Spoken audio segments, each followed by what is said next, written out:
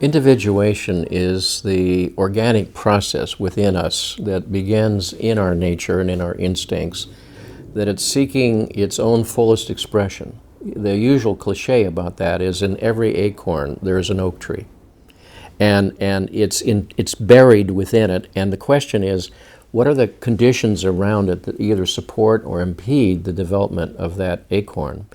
And when the work is properly done, it becomes that oak tree, highly differentiated, highly complex, quite different than any other oak tree on the planet. So the point is, within each of us, there's a germ, there's an intelligence, there's a kernel of energy that's seeking its expression in the external world. And the paradox is that's not about individualism, it's not about self-absorption, it's not about narcissism in any way. Quite the contrary.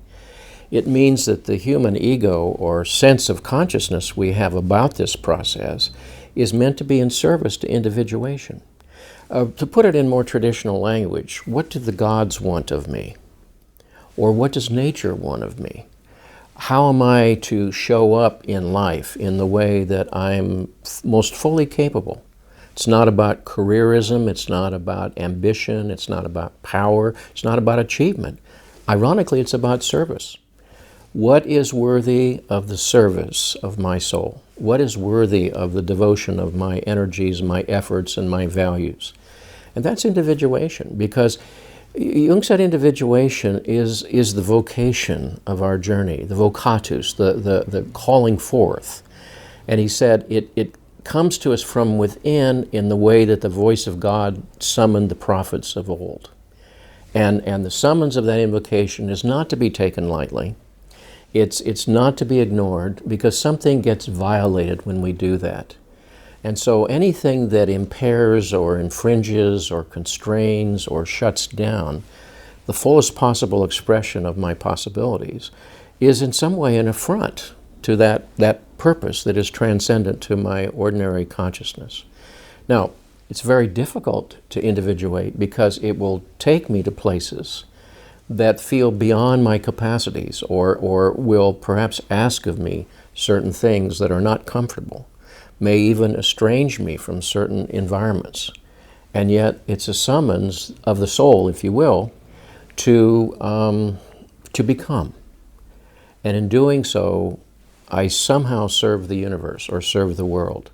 And the paradox is, when we're doing that, we feel the purposefulness of that, the meaning of that. When we get distracted from that or blocked in that through the agencies of others or ourselves, we will feel somehow something go sick within us, something feels disturbed or distorted. And we learn to override those inner protests. But underneath, there's always something that's prompting and seeking its expression in the world through us.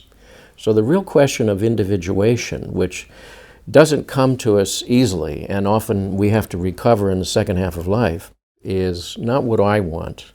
What does the world want of me? Or what do my complexes want of me? Because they're very insistent voices.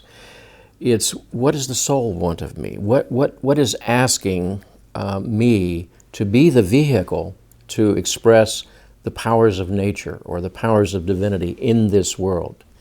That is far from ego-centered behavior. It's the summons of the ego to serve a story or a picture or an energy higher than its own perpetuation.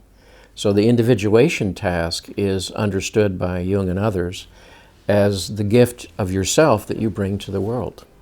And it's not about self-absorption, it's about what is worthy of your service. And that ultimately is what we are all asked to share with others.